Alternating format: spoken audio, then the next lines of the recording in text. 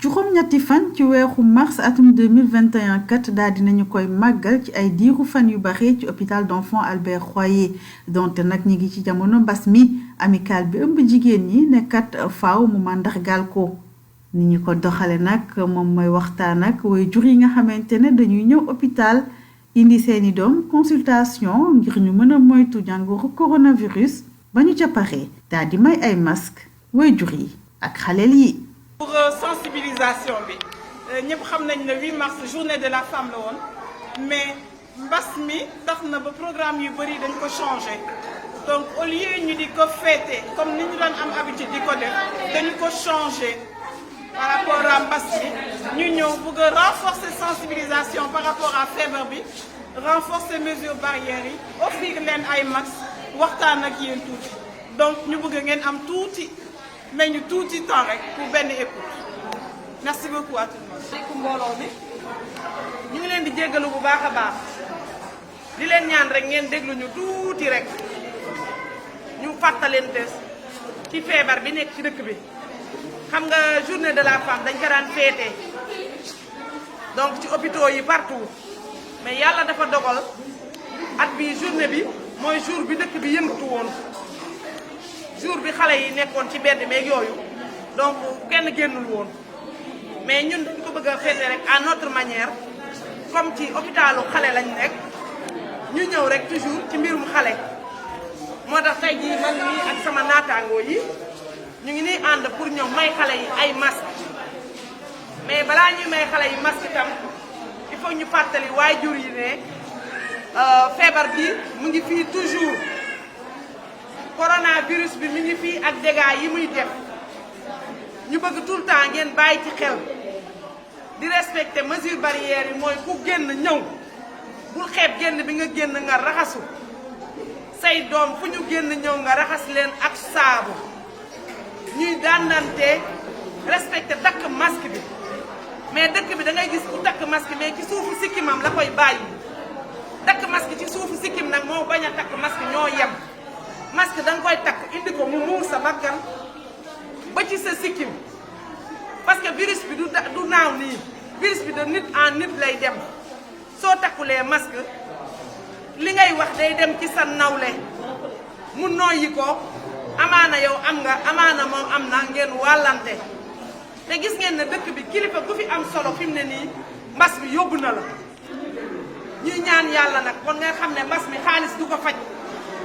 bu ko xaalis doon faj ñi ci dem tey duñu dem mais moytu rek moo koy faj moytu kese di sol masque wàññi dem xew yi surtout wàññi dem dëj yi wàññi dem ngénte génn boo xam ne mënta ñàkk bul ko def mais ba léegi am na ñoo xam ne gëmuñu ne feebar bi am na loolu mooy li ñu métti ñun agent de santé yi da ngay toog ak ñu naan la est-ce que gis nga ku mu dal te am na feebar baa ngi fii di yóbbu nit ñi mari day taal yi yàlla nañ ci yàlla musal ñun ñëpp ñu di leen ñaan rek ngeen gën a bàyyi xel ci li suñu spécialiste yi li ñuy wax léegi nag dañoo bëgg a ñëw pour may xale yi ay masque mais xale bu amul ñeenti at kenn du ko takkal masque xale bu amul ñeenti at kenn du ko takkal masque parce que yow mag bi boo takkee ba fatt mën nga ko wàcce tuuti mais xale boobu xamu ci loolu kuy takk masque après 4 ans ngeen koy doog a takkal masque.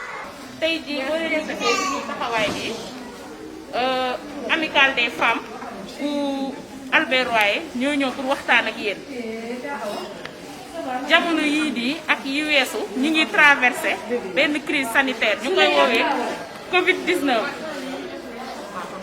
ñuy wax communément Sénégal corona ñu ne woon tey nag da ciy baax comme weer bi weeru jigéen ñi la ñu ñëw waxtaan ak yéen. ndax yéen jigéen ñi yéen a yor kër yi yéen a yor xale yi pour fàttali leen lan ngeen mën a def pour mën a moytu feebar bi ndax feebar bi bu la jàppee mën na la faat léegi nag liy waral ñu mën a moytu loolu mooy ngeen respecté waa kër docteur liñ leen di digal maanaam fu ngeen toll day leen raxas loxo yi ak saabu fu ngeen toll day leen takk masque masque nag du jël masque teg ko ci gémmiñ wala jël masque teg ci bakkan bàyyi gémmiñ da ngay takk masque commencé ci gémmiñ ba ci suufu sikkim bi mooy tax mu mun laa protéger ngay éviter aussi di jël sa loxo di laal sa kanam tout le temps ndax virus bi ci loxo bi lay nekk ñuy traversé di dox ak moom. ñuy gën a waxtaanee ak yéen rek ci sensibilisation ngeen di gën a respecté distanciation yi raxas loxo yi ba mu set takk masque wàññi tam dajaloo yi dem xew yi ngénte yeeg ceet bi dem yu yoo xam ne daal mënut a bañ a am ngeen def loolu. fi mu nekk nii nag ñàkk bi ñëw na ci mag ñi ak ñi nga xam ne dañoo am comorbidité mooy comme am feebar boo xam ne daal yaa ngay wéy ak moom ba maanaam ko am cancer wala nga am maladie chronique ñàkk bi ñëw na pour ñooñu léegi nag ñu ngi leen di ñaan ku nekk dem ñàkk ji parce que am na fu ñuy bindoo pour ñàkku ku nekk daal dem ñàkku mën a aar seen bopp aar njaboot bi. bi ñu paree ci waxtu consultation yi itam daal di nañuy dem ci pavillon hospitalisation yi foofule dañu daal di dugg ci salle yi ngir mën a waxtaan bu baax a baax ak yaay yi nga xamante ne dañu fa nekk ak seeni doom yu feebar.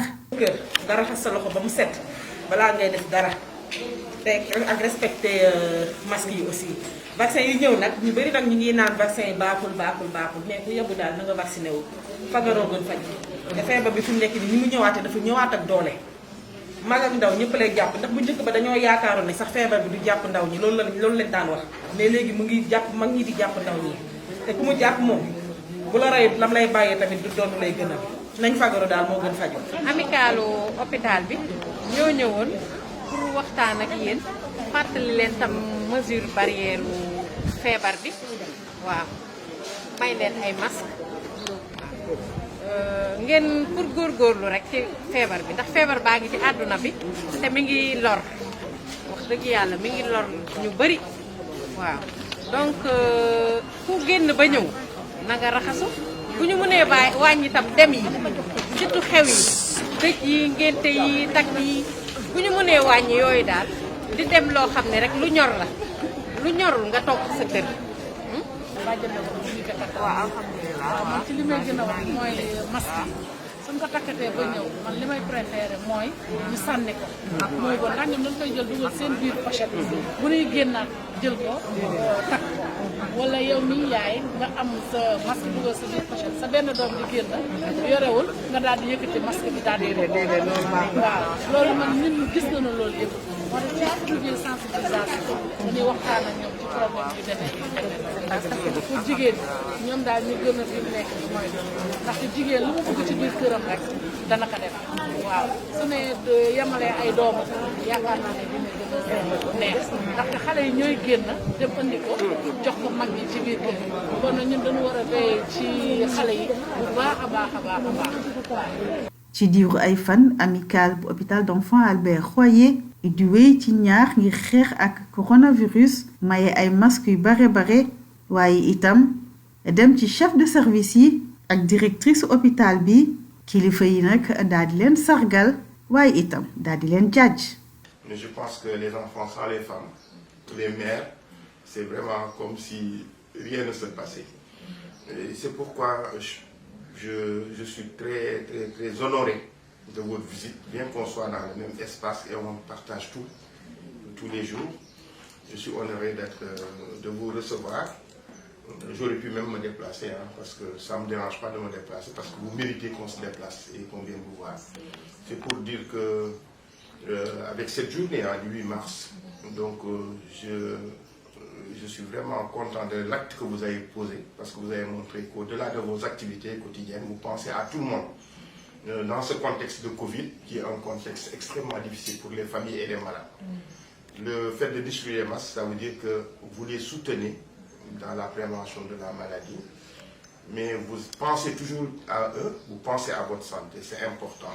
En tant qu'agent de santé, ou agent qui travaille dans l'hôpital, mais aussi en tant que mère, ne l'oubliez pas, parce que nous, quand on réfléchit, même quand on prend en charge des patients, on réfléchit en tant que médecin, mais on réfléchit en tant que parent, parce que nous avons tous des enfants.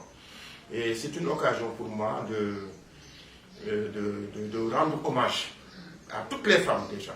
Moi, je dis toujours que ce sont les femmes qui sont au début et à la fin de toute une société. Donc, je rends hommage aux femmes en général. Je rends un grand hommage aux femmes de cet hôpital, Albert Royer, et que nous avons en commun pour votre engagement, votre souci de faire évoluer les choses dans la bonne direction, votre souci de fédérer les cœurs, parce que c'est extrêmement important, mais également votre souci de contribuer à la lutte contre la morbidité et la mortalité des enfants. D'accord, donc je voudrais juste vous remercier pour ce geste que vous venez de faire à l'occasion de la fête de la femme, ou de la fête des femmes.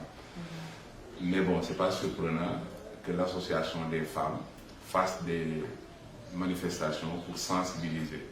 Parce que vous êtes dans l'hôpital, vous constituez le pilier de l'hôpital. Les femmes constituent les 2 tiers ou les 3 quarts du personnel de l'hôpital. C'est un hôpital d'enfants qui prend en charge des enfants, et c'est normal donc que les femmes qui sont les mères, qui ont l'habitude de prendre en charge les enfants, soient disons, au devant de la scène pour lutter contre la Covid. Donc ce que vous faites, c'est un geste vraiment à saluer. D'abord de donner des masques, c'est pour donner l'exemple. Ensuite, comme vous l'avez dit tout à l'heure, de sensibiliser les gens sur les gestes barrières. Et surtout, il y a une chose qui est très importante dont vous avez parlé tout à l'heure, le fait de sensibiliser les gens à aller se faire vacciner. Parce que les enfants ont l'habitude de se faire vacciner, et quand ils seront vaccinés avec leur maman. C'est exceptionnel que vous voyez un papa aller amener son enfant à la vaccination. Et donc, si les mamans convainquent les maris de se vacciner, ils vont se vacciner. Donc vraiment, je pense que ça c'est une excellente initiative que vous avez prise là, pour montrer que vous êtes non seulement des femmes, des mamans, mais aussi des travailleurs. Et donc votre contribution est à saluer. Le fait que vous ayez pris sur vous-même, que vous ayez pris vos économies pour pouvoir confectionner des masques, que vous distribuez aux enfants, ça aussi c'est une chose extraordinaire. Je pense qu'il faudrait qu'on doit pouvoir magnifier.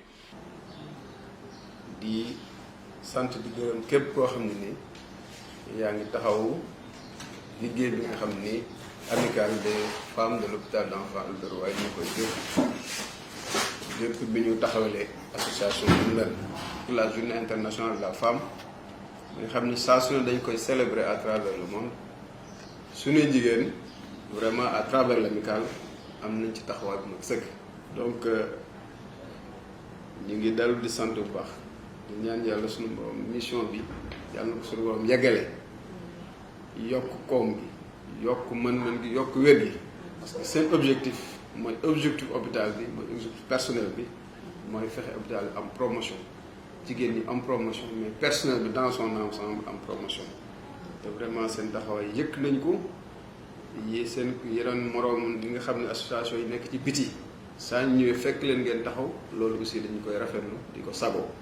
Donc gàcce ngalaama à l'amicale des femmes ñu ngi di ñaan yàlla yokk xéwal yi ñun ñëpp ñu xàcc incha allah rek. Je vous remercie. Mais votre journée est remplie, ça vaut mieux que les danses et les collations. Ouais. Les danses et les collations, c'est fini, on digère, c'est terminé. Ouais. On se dit, bon, il a bien dansé, il a bien dansé, c'est terminé. Mais là, il y a un impact considérable parce que participer activement à la lutte contre cette infection. Félicitations. Merci. Félicitations. Non, ça c'est vrai, sinon c'est vrai qu'il y a eu des événements, on n'a pas pu donc fêter ça. Mais si chaque année vous trouvez un thème où ce n'est plus uniquement les festivités et le folklore, parce qu'il ne faut pas qu'on fonde folklore, parce qu'on pourrait aller au-delà de ce folklore, c'est très bien, surtout au niveau de l'hôpital. Alors félicitations pour avoir pensé à cela. Merci. À l'époque même, on avait reçu des gens là qui nous venaient nous donner des médicaments pour les enfants. Bon, ceux qui n'avaient pas les moyens qui venaient ici et tout ça, parce que si vous voyez, la majeure partie des consultants de l'hôpital Albert Royer, c'est des gens de la banlieue.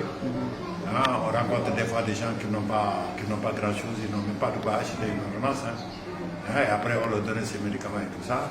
Et là, ça, c'est un geste qui est très grandiose. Ça, on ne peut que vous en féliciter et vous encourager aussi d'aller de l'avant. Même au point de vue connaissance, les gens que l'on connaît et tout ça, et qui sont des donateurs, Hein, si on peut les convaincre pour qu'ils viennent vous donner quelque chose pour que vous les distribuiez à des gens, comme ça on le fera. Hein. C'est bien d'avoir pensé à distribuer des masques. C'est un geste noble. Et en tant que femme, je suis très contente de ce geste, de cet acte. Et je vous encourage à expliquer ça en tant que femme. J'adhère à ce geste en fait. Merci. gis nañ geste bi ñu ngi koy rafetlu effectivement période bi ñu toll nii ñu ñëpp war a jàpp si xeex bi lu ñëpp sotandoo lu métti métti mais teewaay bi dina wàññeeku te fi mu toll nii comme ni nga ko waxee heure bi mu toll nii ñëpp wax nañ ko l'heure est grave et tous les moyens sont bons pour lutter contre cette maladie. Je pense que jigéen ñi buñ si jiitalee seen baat def nañu leen war donc ñu remercier leen en tout cas gën leen encourager aussi ñu continuer si cette lancée là pour que ñëpp ensemble nous puissions vaincre cette maladie. Je pense que tous les mois ou tous les 2 mois, en tout cas, les enfants auront besoin de sentir la présence de l'association des femmes d'Albert Royer. D'autant plus que les femmes sont affectueuses, donc on a vraiment besoin de votre présence pour nous accompagner. Voilà, pour offrir des masques, mais également parfois, pourquoi pas, des couches, du lait, etc. En tout cas, on a besoin de sentir beaucoup plus davantage la présence de l'association des femmes d'Albert Royer. Vraiment, merci beaucoup pour ce geste, ça nous va droit au cœur. Et c'est sûr que les mamans, les parents, en tout cas des enfants, vont beaucoup apprécier. di rafetlu teewaay bi parce que maa ngi seen bi comme chaque jour ñun ñëpp benn lañ nous sommes des femmes c'est une association des femmes donc solidarité bi nii la ñuy dóorandoo xàccandoo di lépp benn la boo leen fi ñëwul sax acte bi rafet na parce que seen naa c'est bien c'est une bonne chose léegi suñu jot suñu permettre xool ñooy jiitu ci kaw mais bon yéen a ngi ci kanam wóolu nañ leen ci bu ñëwee ci ginnaaw dañ leen di sonal rek sax nag amaana c'est un acte bu rafet la c'est une belle initiative vraiment ak contexte bi moom mënoo leen def leneen lu dul lii déjà ay jigéen yu jël initiative bu toll nii c'est important bon bu ñu fàtte ne aussi ne àdduna fi mu toll nii moom sax daanaka jigéen ñee ko yore waxuma kër yi àdduna daa war seen activité ñu ngeen koy déroulé gën naa ko rafetlu ndax da ngeen bokk ak li xew ci jamono te nit boo nekkee si sa jamono da nga fexe ba jëriñ sa jamono feebar am na mbas am na seen xel rafet lool ci jàpp si seen wàll seen contribution ngeen def ko ci li nga xamante ne dina continuer di aar nit ñi ça c'est très important di gën a rafetlu di leen gàcce ngalaama ci li ngeen nekk yëpp di rafetlu jotaay bii di rafetlu li ngeen fi ñëw yooyu yëpp kontaan nañ ci lool ñun nag suñu doole bërëwut ku mel ni man waaye daal maa ngi fi boo leen bëggee koo leen di accompagner ci ay nuyoo mën naa ko lool ku leen di accompagner ci jërëjëf mën naa ko lool xanaa su ma amee 5000 tamit ma def ci. Le 8 mars a été perturbé par les événements. Merci, c'est une très bonne action. On remercie l'association des femmes de l'hôpital d'enfants Albert Royer, l'amicale, l'amicale des femmes de l'hôpital d'enfants Albert Royer. C'est une excellente action. Hein? On vous félicite. On vous remercie pour les parents et on vous encourage. N'est-ce pas?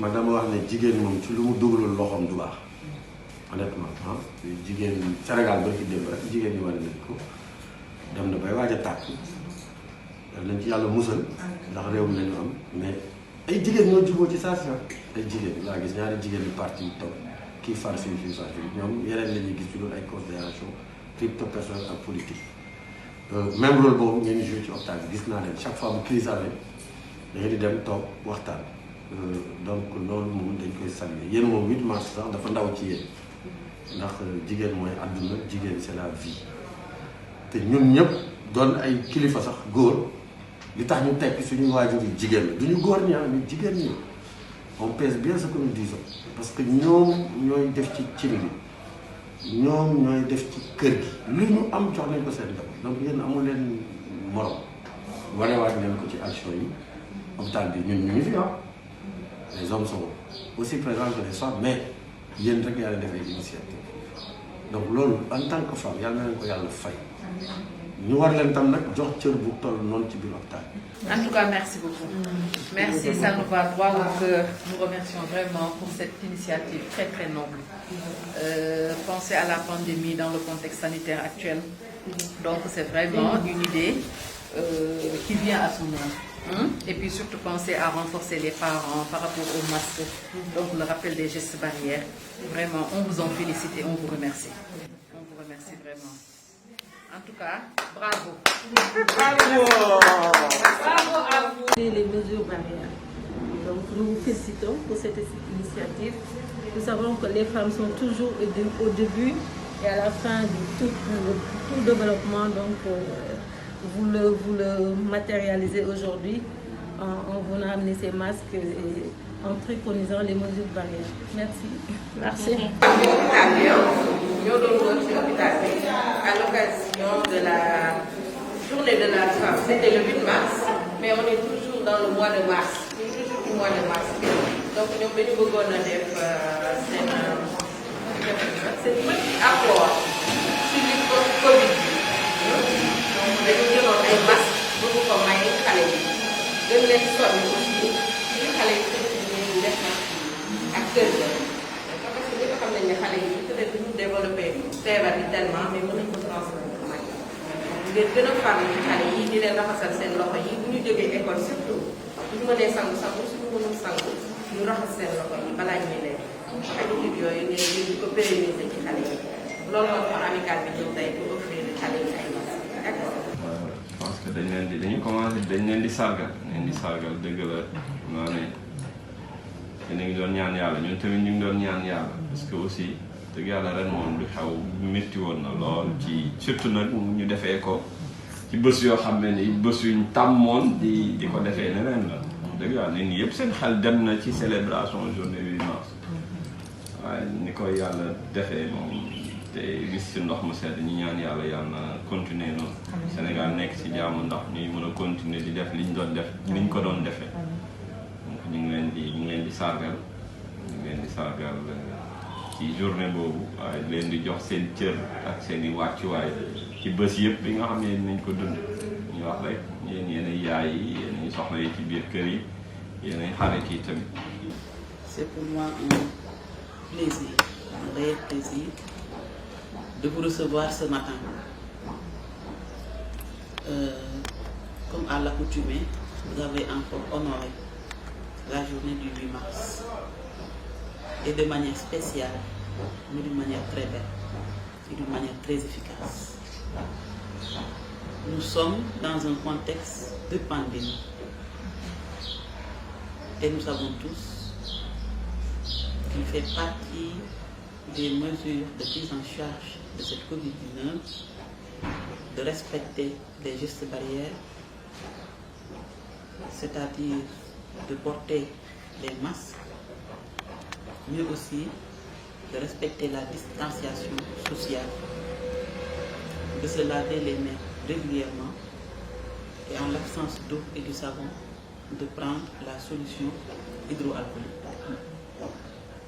Donc, passer dans les différents services, distribuer des masques pour adultes, mais distribuer également des masques pour enfants.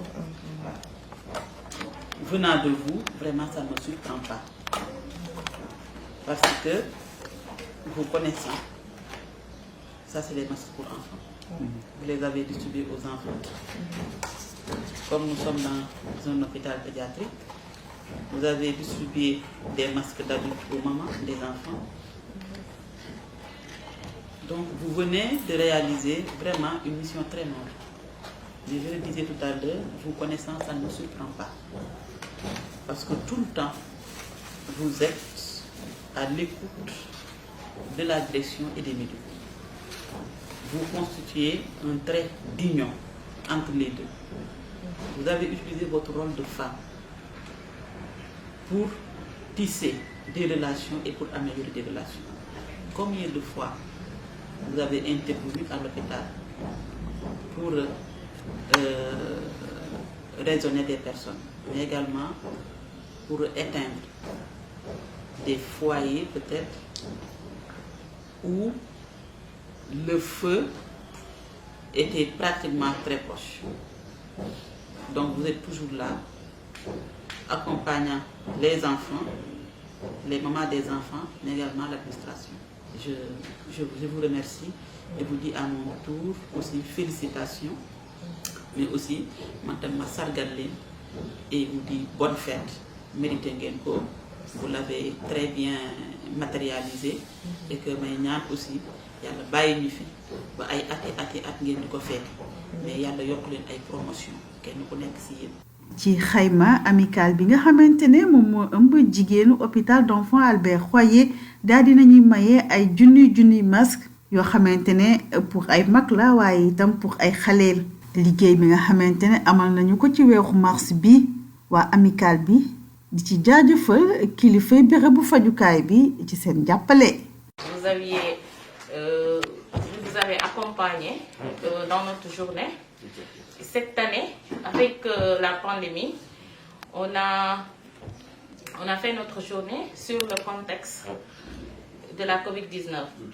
Donc, on s'est réunis, on a dit qu'on va faire peut-être un geste plus une sensibilisation contre la COVID-19. Donc, on a pu distribuer 9000 masques, dont 5000 masques adultes, 4000 masques pour enfants. On les a distribués dans les différents pavillons de l'hôpital, avec les accompagnants des malades et les enfants malades aussi. Donc, mënuñu wax ne lu dul alhamdulillahi rabbil alamin suñu journée mën nañ ne jeex na wër nañu daanaka hôpital bi yépp dugg nañ ci pavillon yépp pavillon buñ ci dem aussi gis nañu ak chef de service bi wax nañ ko li ñu tax a jóg ñu rafetlu ko ñoom ñëpp dans l'unanimité léegi nag comme jeex na hôpital bi hôpitalu jigéen la mais dañoo bëgg a gërëm ñëpp te gërëm bi nag ñu ngi ciy jiital particulièrement madame la directrice docteur Issa Tall Diop parce que tam mooy njiitu kër gi moom la yàlla teg muy kilifa mais lu ñuy def dañ ciy waxtaan ak moom mu apporter ñu ci yeneen yoo xam ne xalaatuñ ko woon kontaan ci ànd ceeg ñun ñaax ñi donc bi ñu décidé lii waxtaane nañ ko moom mu rafetlu ko lool